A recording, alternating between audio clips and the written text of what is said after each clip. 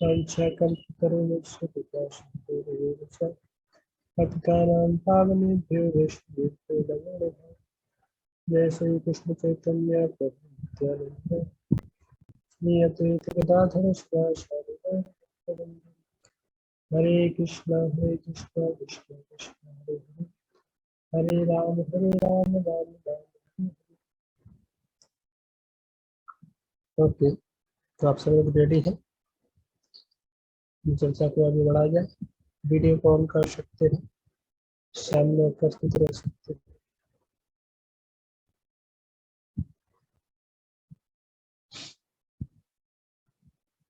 तो कल हमने भक्ति रसायन सिंधु भूमिका को हमने कल समाप्त किया। आज हम प्रस्तावना में आगे जाएंगे, इंट्रोडक्शन को पढ़ेंगे। काफी अच्छा डीप एनालिसिस है यहाँ पे। आप लोग सब लोग वीडियो को ऑन रखिएगा, मैं निवेदन करूंगा और ध्यानपूर्वक सुनिए, क्योंकि यहाँ पे हर एक वस्तु बहुत इम्पोर्टेंट है, चीजें बहुत महत्वपूर्ण जो आपको समझ में आएंगी। जहाँ पे आपको समझ में नहीं आ रहा है, आप हाथ उठाएंगे उसी समय, अपना हाथ खड़ा करके पूछ भी सकते हैं। जहाँ पे भी आपको समझ में भी नहीं आ रहा है तो बड़े ध्यानपूर्वक हरे समझिए। कृष्णा। हाँ, हरे कृष्णा प्रभु जी, मैं बोल रही थी 2 मिनट में ऑन करूंगी प्रभु जी वीडियो अपने। बहुत ही महत्वपूर्ण सिद्धांत है, इसको हमें समझना है, क्योंकि हमारा भक्ति जीवन का पूरा फाउंडेशन नींव हम डालने जा रहे हैं। भक्ति रस अमृत सिंधु। तो भक्ति हम जो कर रहे हैं, भक्ति नाम का जो शब्द है, वो पूरा का पूरा हम समझेंगे कि भक्ति शब्द किस प्रकार से रसमय है, और ये जो अपने आप में एक परम विज्ञान है, जिसको हम यहाँ पे भक्ति स्वामी सिंधु के माध्यम से समझेंगे, तभी हम थोड़ा इसका अध्ययन करेंगे। ठीक है, मंगलाचरण यहाँ से स्टार्ट होता है। तो रूप गोस्वामी पाद मंगलाचरण के स्टार्टिंग में अपने आदि या उनकी जो पूर्वज है, गुरु है या अन्य सीनियर भक्त है, उनको नमस्कार कर रहे हैं। और उनको नमस्कार करते हैं तो उनसे प्रार्थना या उनसे आशीर्वाद की कामना कर रहे हैं कि यदि वो लोग हमें आशीर्वाद करें तो फिर मैं इस भक्ति रसायन सिंधु नाम का जो ग्रंथ है और भक्ति रसायन सिंधु शास्त्र, इसको समझा पाऊँ या समझ पाऊँ, तो ऐसे वो कह रहे हैं। तो हम इसको जल्दी से पढ़ते जाएंगे, थोड़ा समय कम लेते हुए।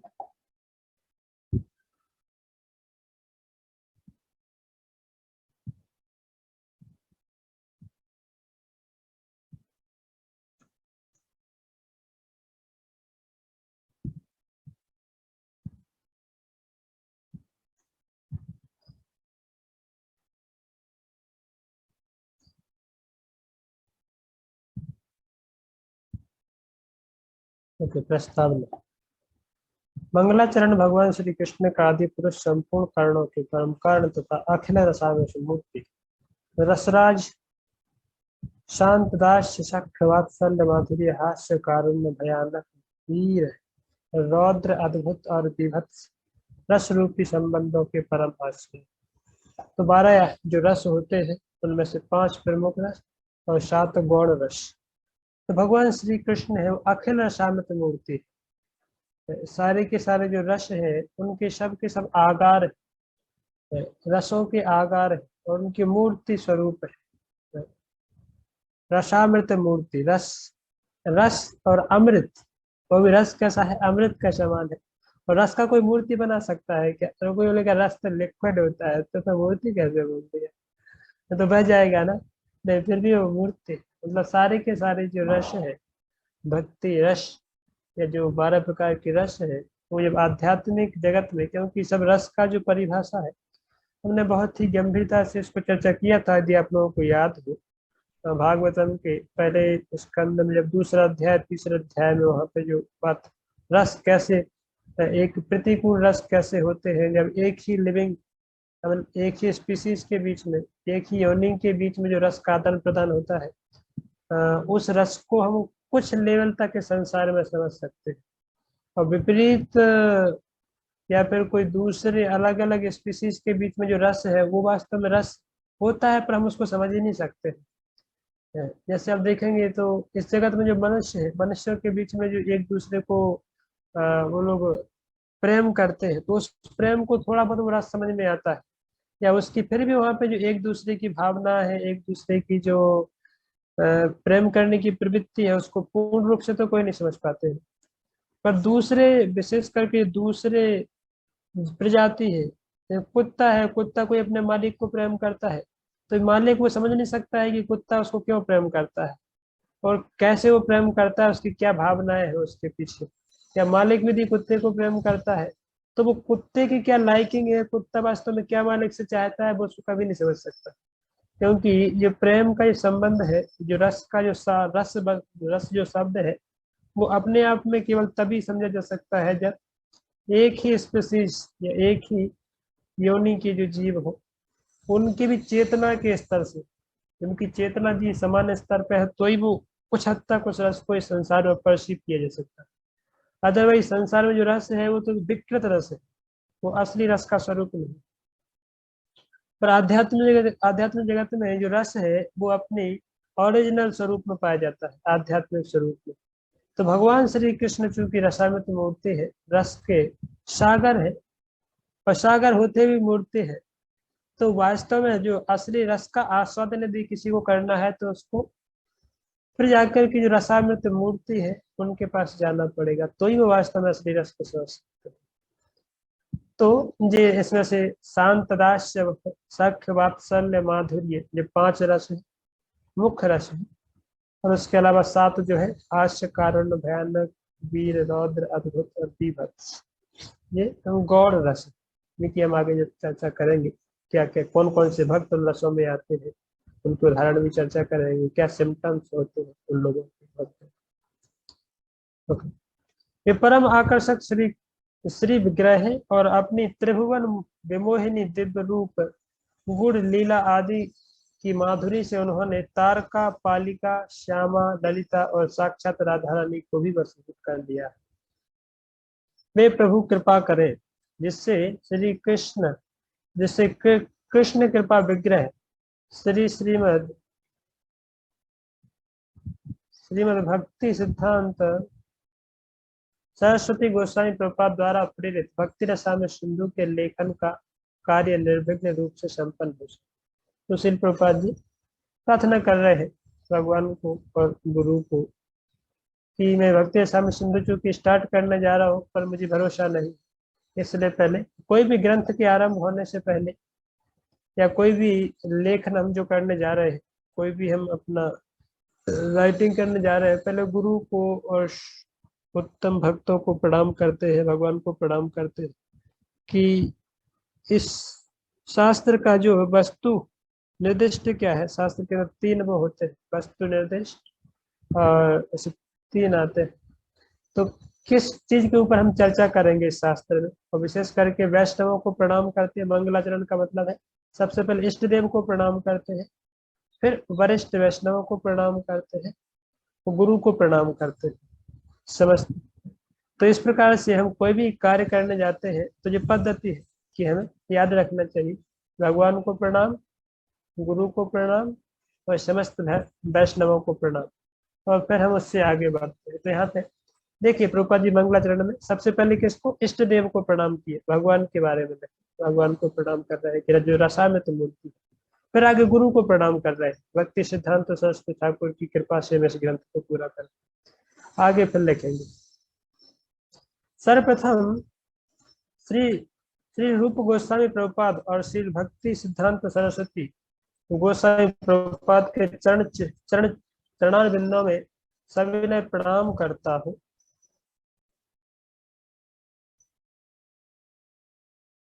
जिनकी प्रेरणा से मैं भक्ति रसामृत सिंधु ग्रंथ के सार संकलन के कार्य में प्रवृत्त हुआ।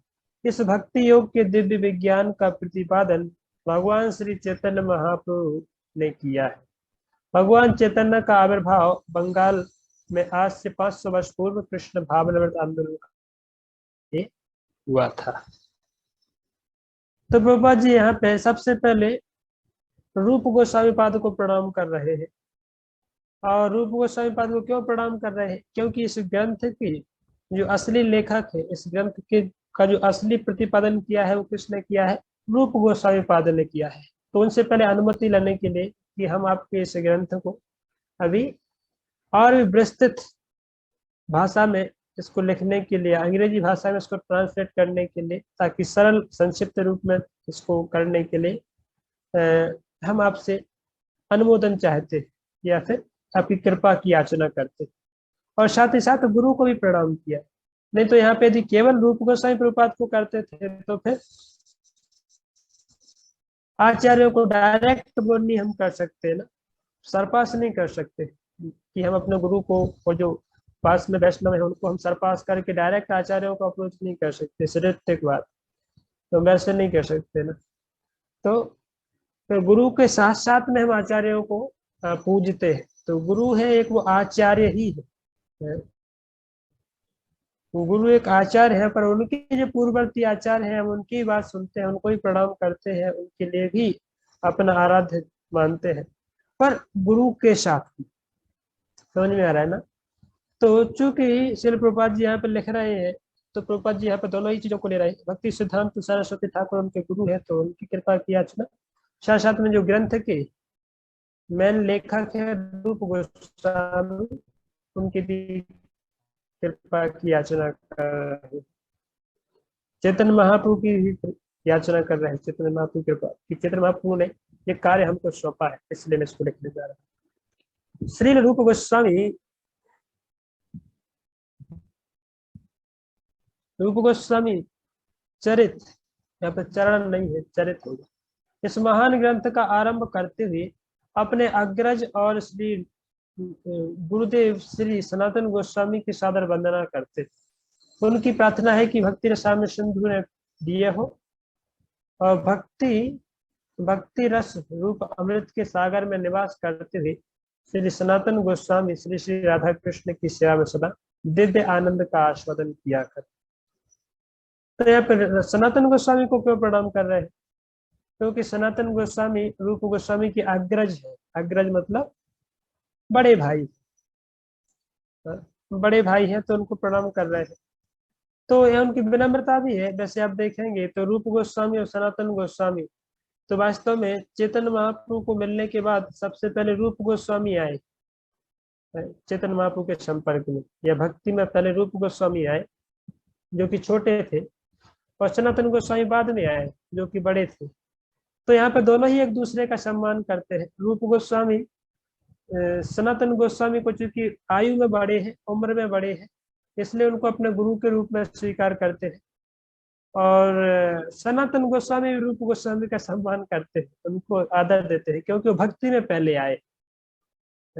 रूप गोस्वामी भक्ति में पहले आए हैं, भले ही छोटे हैं उम्र में, पर भक्ति में पहले आए, तो बोलते हैं वो हमारे सीनियर है, क्योंकि भक्ति के हिसाब से सीनियर है। तो उम्र के हिसाब से अलग अलग प्रकार का हम लोगों भक्तों को सम्मान दे सकते हैं कि उम्र में कोई बड़ा है, कोई भक्ति में बड़ा है, कोई अनुभव में बड़ा है, कोई ज्ञान में बड़ा है। तो अलग अलग प्रकार से भक्तों को सम्मान करते हैं। तो हम काफी सारे इंसिडेंट देखते भी हैं कि जहाँ पर वो सनातन गोस्वामी रूप गोस्वामी को डांटते भी है कुछ कुछ इंसिडेंट में। तो क्यों यहाँ पर वृंदावन में रह करके राधा रानी से सेवा ले रहे हैं, भगवान से सेवा ले रहे हैं, तो आगे हम चर्चा करेंगे। पर यहाँ पर पहले उनको प्रणाम कर रहे हैं अग्रज, जैसे हम रोज ही मंगलाचरण करते हैं ना, श्री रूपम साग्रज सा अग्रजातम। श्री रूपम, पहले मैं रूप गोस्वामी को प्रणाम करता हूँ, और सा अग्रजातम, अग्र मतलब उनके अग्रज सनातन गोस्वामी को प्रणाम करता।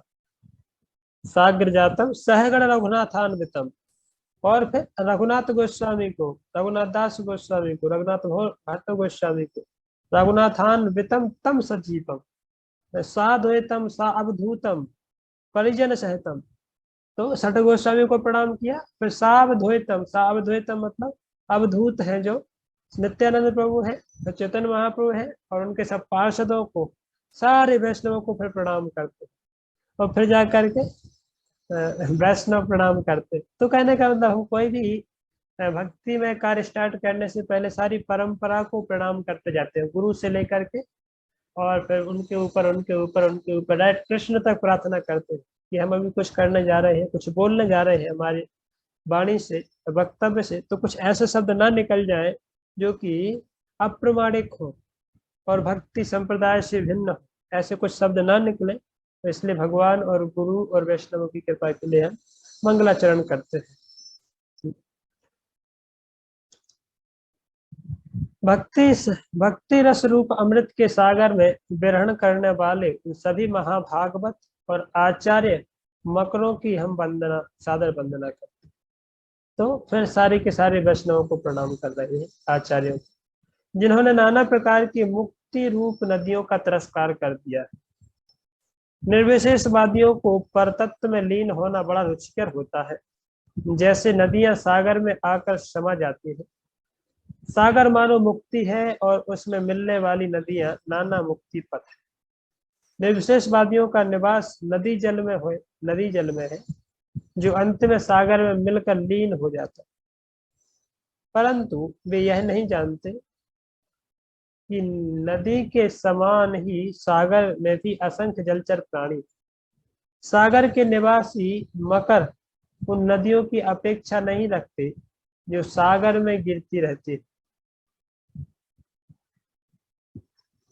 ऐसे ही जिनका निरंतर भक्ति योग रूप सागर में निवास है, वे भक्त मुक्ति रूप नदियों की उपेक्षा कर देते हैं।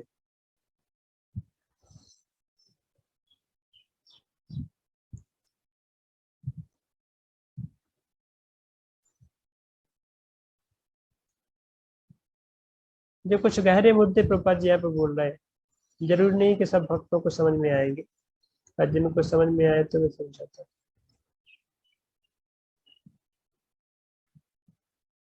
प्रभुपाद जी कह रहे हैं, ऐसे ही जिनका निरंतर भक्ति योग रूप सागर में निवास है, वे भक्त मुक्ति रूप नदियों की उपेक्षा कर देते हैं। भाव यह है कि जो शुद्ध भक्त है वे सदा भक्ति योग के सागर में स्थित रहते हैं। अन्य पद्धतियां उन नदियों जैसी हैं जो सनही सनही सागर तक पहुंचते हैं। शुद्ध भक्त को इनसे कोई प्रयोजन नहीं होता। तो प्रभुपाद जी यहाँ पे निर्विशेषवादियों की जो थ्योरी है उसको खंडन कर रहे हैं।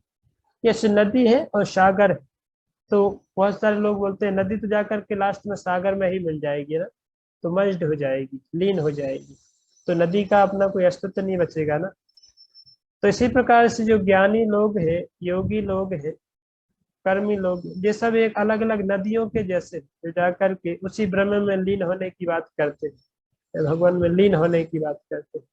पर जो शुद्ध भक्त है, जिनको भगवान की सेवा करने का आनंद मिलता है, भगवान की सेवा में लगना चाहते हैं, शुद्ध भक्ति के माध्यम से भगवान को सेवा करना चाहते हैं, उनको वास्तव में नदियों से कोई इंटरेस्ट नहीं। मतलब वो ज्ञान योग शांत कर्म या फिर जिस इनसे कोई इनको लेना देना नहीं है, वो अपने भक्ति रस रूपी सागर में ही मग्न है। तो इसलिए प्रभुपाद जी ने लिखा है यहाँ पे कि इवन सागर में जब नदियां जाकर के मिल जाती हैं तो कोई बोल सकता है ना कि नदियों का जल सागर में मिल गया तो एक ही जैसा हो गया ना, फिर आप अलग अलग थोड़ी कर सकते, सेग्रीगेट नहीं कर सकते ना नदी का जल और सागर का जल। और बोले वो तो ठीक है, पर फिर भी नदी का जल सागर में जाके भले ही मिल जाए, पर इसका मतलब ये थोड़ी होता है कि नदी के अंदर जलचर प्राणी है वो जाकर के जल बन जाएगी। अरे फिर भी नदी या सागर के, इवन सागर के अंदर जाके भी तो अपने जो प्राणी है, जो जीव है, उनका तो एक आइडेंटिफिकेशन रहता है ना, उनका तो एक अपना स्वरूप रहता है ना। मिलने का मतलब ये थोड़ी होता है कि वो खत्म हो जाता है वहां पर जाकर।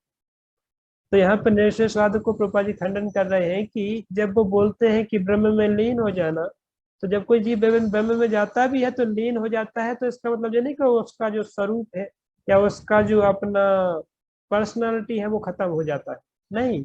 ऐसे नदी के अंदर भी जलचर प्राणी है ना, मछलियां हैं, मगरमच्छ है, कीड़े मकोड़े हैं, उनका एक अपना व्यक्तिगत वहां पर रूप है। तो इवन ब्रह्म में भी जाकर के जीव का एक अपना स्वरूप तो रहता ही है, पर निर्विशेषवादियों का कहना है कि नहीं, वो स्वरूप तो जो है मर्ज्ड हो जाता है, उसमें कुछ अपना उनका एक व्यक्तिगत या उनका जो आइडेंटिटी नहीं रह जाती। शुद्ध भक्त को इससे कोई प्रयोजन नहीं। इसको ही प्रभुपाद जी और भी खंडन करेंगे। हाँ तो जल्दी बोलिए।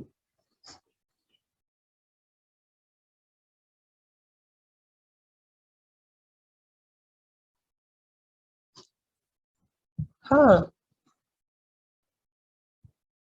तब तो जाकर के जैसे भी पहले तो ब्रह्मवादी थे ना, सुखदेव गोस्वामी ब्रह्मवादी थे, चार कुमार भी ब्रह्मवादी थे, और भी अलग अलग बहुत सारे ऋषि मुनि पर वहां पे जब शुद्ध भक्त वहां से होकर गुजरते हैं या उनको कभी कभी भगवान के शुद्ध भक्तों से इंटरेक्शन हो जाता है, तो फिर वो लोग भी भक्ति के इस महान रस से उसका उनको टेस्ट करने को मिलता है, तो बोलते हैं हम अभी तक कहाँ छुपे थे, अभी अभी तक हमें तो जैसे होता है ना लाइक दैट कि आप एक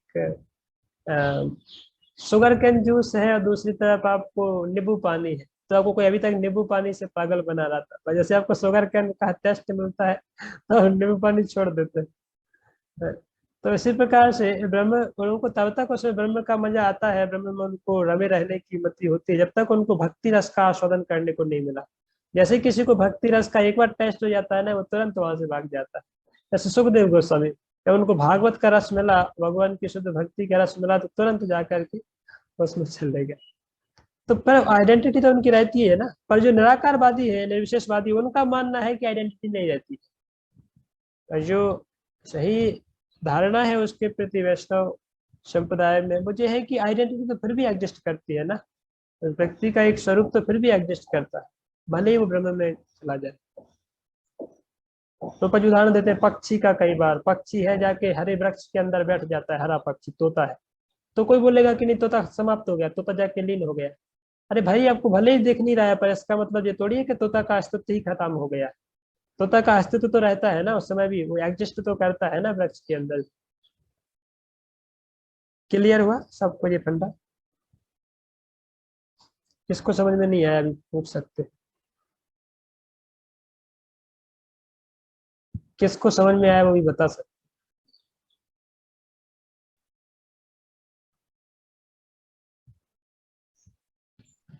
हरे कृष्ण प्रभु।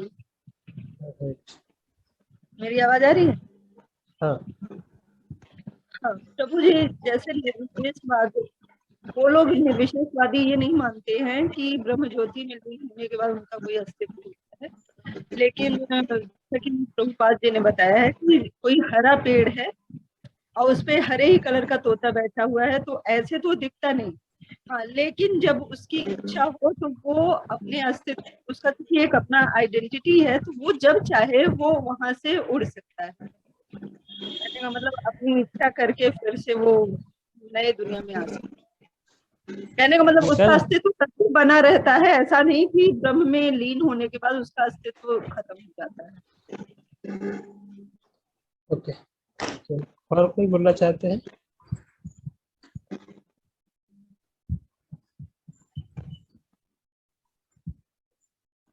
ठीक है, तो शुद्ध भक्तों को इससे कोई प्रयोजन नहीं होता है क्या? ब्रह्म ज्योति बोले कहाँ नदियों नदियों के जल में जाएंगे? सागर में गोता लगा रहे हैं तो नदी के जल में कहाँ जाए? तो नदी का छोटे मोटे जल में जाके छप छपी मारेंगे।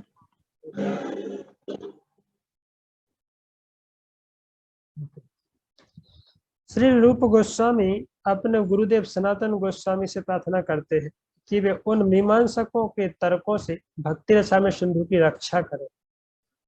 ये मीमांसक है ना जो मनगढ़ंत कल्पना करते, बोले भक्ति रसायन सिंधु से, भक्ति रसायन सिंधु की रक्षा करें उन लोगों से जो भगवत भक्ति में व्यर्थ हस्तक्षेप करते हैं। तो फ्री फंड का आकर के वहाँ पे इंटरप्शन करते हैं और फ्री फंड का इंटरप्रिटेशन मिस इंटरप्रिटेशन करते हैं। बोले इसलिए सनातन गोस्वामी को प्रार्थना कर रहे हैं कि प्लीज इस ग्रंथ को बचाइएगा, ये मूर्ख लोग आकर के व्यर्थ में यहाँ पे मायावाद डाल के नहीं चले जाए या उल्टा सीधा फिलॉसफी को कॉन्कॉक्ट करके नहीं चले जाए। इसलिए इसके ग्रंथ का बचाव कीजिए।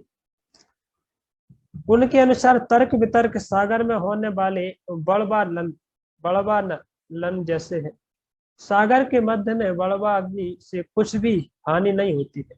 इसी प्रकार भगवत भक्ति के विरोधी अपने ब्रह्मानुभूति विषयक नाना प्रकार के दार्शनिक तर्कों से इस महान भक्ति सागर में उत्पात नहीं कर सकते। तो कहने का मतलब है, प्रभुपाद जी कह रहे हैं कि भाई सागर में कितना भी बड़ा आप जाकर के पत्थर पटक दोगे ना, कितना ही बड़ा आप जाकर के एक पहाड़ भी पटक दोगे ना, तो भी उसमें कोई बिगड़ने वाला ही नहीं। ऐसा नहीं कि बाढ़ आ जाएगी आप सागर में एक बड़ा आपने पत्थर पटक दिया तो सागर का जल बहुत फैल जाएगा, बाढ़ आ जाएगी, चारों तरफ के शहर बह जाएंगे, ऐसा कुछ नहीं होता है ना। सागर इतना बड़ा है कि आप कितना भी उत्पात मचाओ उसमें, कितना भी हाथ पांव चलाओ, कुछ होने वाला सागर का नहीं है। हो सकता है कोई छोटा मोटा तालाब है, आप उसमें थोड़ा सजा करके कुछ करोगे तो पानी एकदम उथल पुथल हो जाए, पर सागर के अंदर ऐसा कुछ होने वाला नहीं है। तो कितना भी जो मीमांसक है, दार्शनिक चिंतक है, तर्क वितर्क करने वाले लोग हैं, वो कितना भी अपना दिमाग लगाते रहे ना, पर भक्ति रूपी जो सागर है इतना बड़ा है कि उनकी इसको था कभी पता ही नहीं चल सकती है। इसकी गहराई कभी कंप्लीट वो जान ही नहीं सकते। जब इसकी गहराई किसी को पता नहीं तो उसमें फिर उफान लाना ही संभव नहीं। जैसे आप देखेंगे जब पानी जब छपछपा होता है ना, छपछपा समझते हैं ना, जब पानी बहुत उथला होता है तो आप उसमें एक भी पत्थर डालेंगे तो उसमें तरंगे तुरंत बनने लगती है, पानी में एक बाढ़ जैसी आ जाती है। पर पानी जब बहुत गहरा होता है ना, आप उसमें कूदेंगे तो पता ही नहीं चलता, जुम करके अंदर चले जाते हैं, कोई गुप्प की आवाज आती है पर अंदर चले जाते हैं, है ना ऐसे। भक्ति रसा में सिंधु ग्रंथ के प्रणेता श्री रूप गोस्वामी की दैन्य उक्ति है कि सर्वथा दीनहीन होते हुए भी संपूर्ण विश्व में कृष्ण भावनामृत का प्रसार करने के लिए वे इस प्रयास में प्रवृत्त हो रहे। श्री रूप गोस्वामी के चरण चिन्हों का अनुसरण करते हुए कृष्ण भावनामृत आंदोलन के सभी प्रचारकों को इस भाव से भावित रहना चाहिए, हम अपने को कभी महान उपदेशक ना समझे, सदा यही माने कि वह तो केवल पूर्ववर्ती आचार्यों के कार्य का निमित्त मात्र है और उन्हीं के चरण चिन्हों का अनुसरण करने से दुखी मानवता का कुछ मंगल कर सकता है। तो क्या सही मनोभावना है प्रचारकों के लिए जो कृष्ण भावनामृत का भी प्रचार कर रहे हैं कि आगे जाके करेंगे या लोगों को समझाएंगे?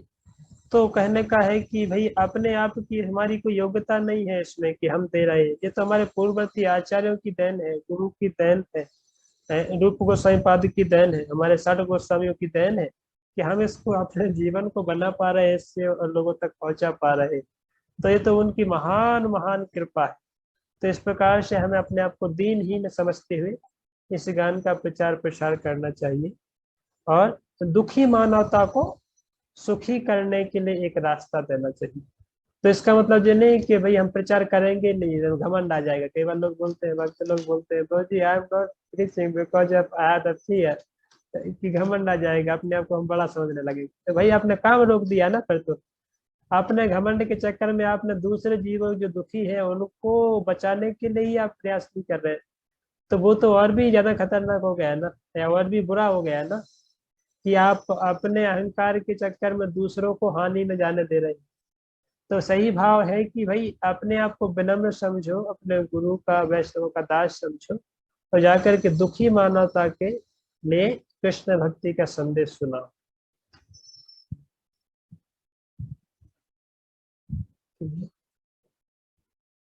अभी भक्ति रसा में सिंधु, अभी कुछ यहाँ पे मुख्य महत्वपूर्ण सिद्धांत। भक्ति रसा में सिंधु के पूर्व, पश्चिम, उत्तर और दक्षिण के ये 4 भाग है ना। तो हमने बताया था ना कल कि 4 भाग है भक्ति रसा में सिंधु में, पूर्वी भाग, पश्चिमी भाग, उत्तरी भाग और दक्षिणी भाग। इनमें से प्रत्येक भाग में 4 लहरी, एक एक भाग में 4 लहरें, 4 तरंगे उठती है।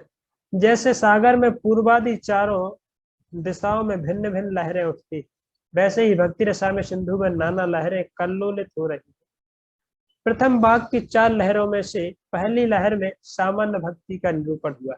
तो पहली लहर में हम क्या चर्चा करेंगे, या पहला जो सेक्शन है पूर्व विभाग का जो पहला सेक्शन आएगा वो सामान्य भक्ति के सिद्धांतों की चर्चा करेगा, जहाँ पे सामान्य भक्ति मतलब साधना भक्ति के सारे सिद्धांतों की चर्चा करेंगे। और दूसरा आएगा, दूसरी लहर है भक्ति योग के साधन का अंकन, क्या साधन है, सामान्य भक्ति का निरूपण। और दूसरी लहर में भक्ति योग के साधन का अंकन। और तीसरी भावाश्रित, भावाश्रित मतलब भाव भक्ति की चर्चा करेंगे।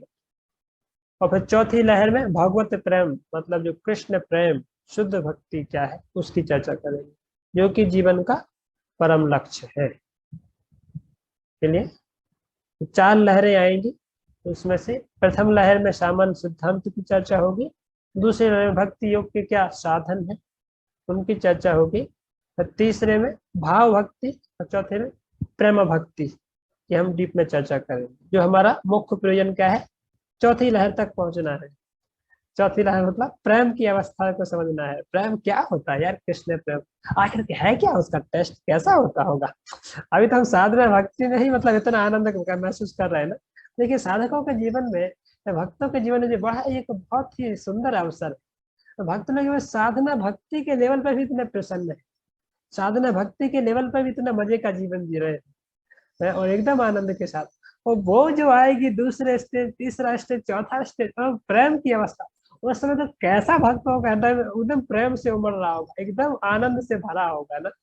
तो हम सोच सकते हैं कि आज हमको केवल भक्ति के, अभी एक भक्ति का इंट्रोडक्शन मिला है, भक्ति की प्रारंभिक अवस्था है जहाँ पे हम साधनों में लगे हैं, और उनसे हमें इतने आनंद की प्राप्ति होती है। वो कब आएगा, जब वो अवस्था, तो हमें कितना एक दिव्य प्रेम की अनुभूति होगी, क्या एक जीवन होगा वो दिन कैसा होगा। हम अभी लगता है ना कि वाह कैसा वो दिन होगा, एक अभी से आनंद होता है जब वो प्रेम मिलेगा कृष्ण को, नहीं तो वो दिन कितना आनंदमय होगा। तो इन सब का अपने अपने विशेष लक्षणों सहित विस्तार से वर्णन किया जाएगा। हम लोग बता रहे थे कि हमें यही सब चीज समझना है। यहाँ पे ये सब जो अलग अलग कैटेगराइजेशन है भक्ति के अंगों का, भक्ति के साधनों का, भक्ति के अलग अलग स्टेजेस का, उन सबको हम समझ रहे हैं ताकि हमें पता तो चले कि भाई हम कौन से स्टेज पर काम कर रहे हैं, कौन से, और हमारा प्रयोजन क्या है, पहुंचना कहाँ तक है, हमें मंजिल क्या है, और उसकी अलग अलग सीढ़ियाँ क्या है, सीढ़ियों में कौन कौन सी दिक्कतें आएंगी, और अभी हम कौन से सीढ़ी पर खड़े हुए हैं, कौन हमें खींचने वाला है, कौन ऊपर खींच रहा है, कौन नीचे खींच रहा है, कौन गोली मार रहा है, ये सब चीजें पता तो चले आके, है ना। इसलिए हम भक्ति स्वामी सिंधु को चर्चा करने आए।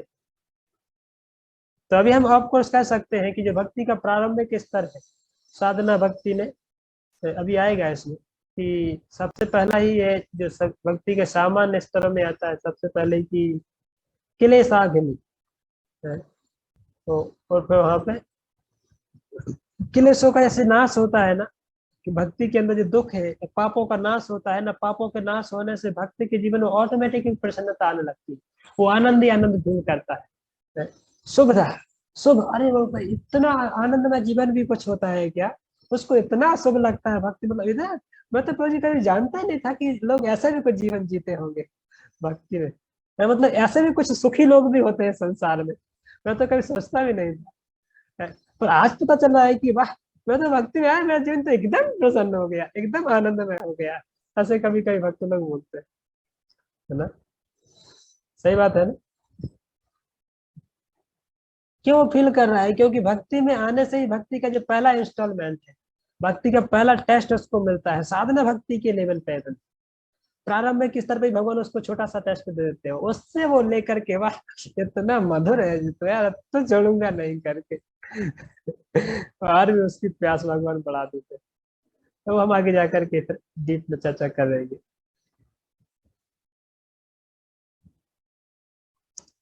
श्री रूप गोस्वामी ने पूर्ववर्ती आचार्यों का अनुगमन करते हुए तो भक्ति का प्रामाणिक विवरण इस प्रकार समाहित किया है। अनुकूल भाव से श्री कृष्ण का सेवन करते हुए पूर्ण रूप से कृष्ण भावना में तत्पर हो जाना। अनुकूल भाव से, प्रतिकूल भाव से नहीं। जैसे आपको अपने प्रभु जी की सेवा करना है तो एक सेवा का भाव है कि आप प्रेम से, जैसे प्रभु जी आएंगे ऑफिस से, आपको पता है उसके पहले ही प्रसाद बना के तैयार रखना, उनकी सेवा के लिए सब बैठ तैयार रखना, सब कुछ मतलब होता है ना। तो वैसा एक अनुकूल भाव है, नहीं मुझे सेवा करना है, एक आनंद से वो अंदर से आ रहा है। और दूसरा है कि करना पड़ेगा दूसरा भाव है। और तीसरा भाव है कि द्वेष के कारण करते हैं, तो पनिश करना है प्रभु जी को करके कि देखो हमको तुमने कल सुबह वो किया था ना,